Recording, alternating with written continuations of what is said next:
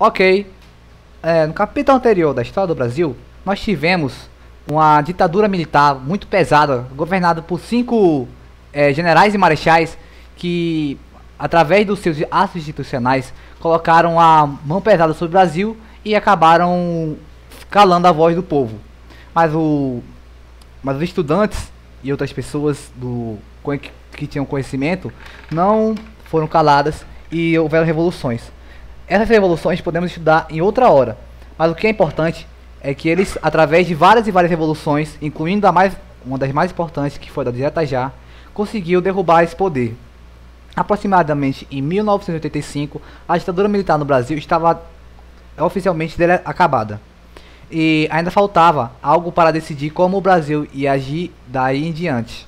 Então, em 1988 foi feita uma reunião parlamentar em caráter de emergência para decidir a nova Constituição, pois a Constituição anterior estava nos moldes da ditadura. Essa Constituição acabou com o que conhecemos hoje como a Constituição Federal, a atual e a seguida atualmente. O Estatuto da Criança e Adolescente, que é sobre o que eu vou falar, ele é uma ramificação dessa Constituição. Ele foi promulgado no dia 13 de julho de 1990 e seguiu a Lei número 8.069 e ele regulamentava o direito das crianças e do adolescente. Agora, o que é uma criança e um adolescente? Aqui no Brasil, criança e adolescente, criança é como se refere um indivíduo de 0 a 12 anos e o adolescente é de 12 a 18 anos. Olha, uma curiosidade, nos Estados Unidos, um adolescente tem entre 13 e 19 anos. E é por isso que nos números em inglês nós temos o sufixo teen. Continuando aqui, o Estatuto da Criança e Adolescente divide-se em 2 livros. Um fala sobre os direitos fundamentais e o outro fala sobre os deveres e sobre o Conselho Tutelar. Até então existia a maioridade penal, mas ela era muito maior, de 21 anos. As crianças tinham o direito da adoção, foi totalmente regularizado, e o Conselho Tutelar foi criado e ganhou os poderes dele.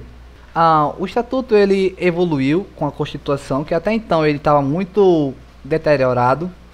E também o interessante que diz aqui é que o termo menor ele não era adotado no Estatuto, apesar de menor atualmente ser utilizado como abreviação de menor de idade. O Estatuto ele criou leis para as pessoas consideradas crianças e adolescentes, sem diferença de cor, raça, distinção social, desde que fosse brasileiro e tivesse abaixo de 18 anos ou abaixo de 12 anos, era adolescente ou criança. O que isso causou na cidadania, que é a segunda parte do meu trabalho? Bem, na cidadania, o Estatuto ele foi criado para poder colocar a lei, abranger a todos. A verdade é que a lei devia ser lei igual para pessoas iguais. Mas no mundo atual, as pessoas não são iguais e por isso o Brasil, como forma de completar o seu código penal, fez o Estatuto da Criança e Adolescente com o objetivo de abranger a toda a sociedade. E mesmo assim, nenhuma lei é perfeita, por isso tem várias falhas no Estatuto. Por exemplo, a maioridade penal é uma coisa muito explorada atualmente na confecção de crimes, por exemplo.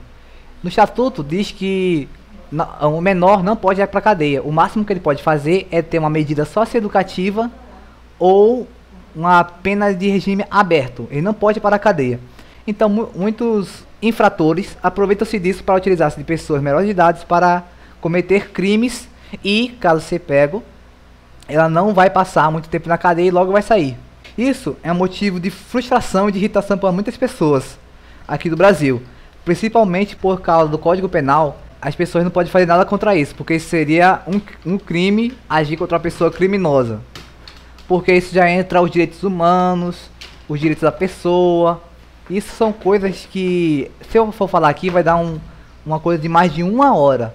Então, eu queria dizer que atualmente o Estatuto da Criança e do Adolescente merece sim uma revisão e um melhoramento.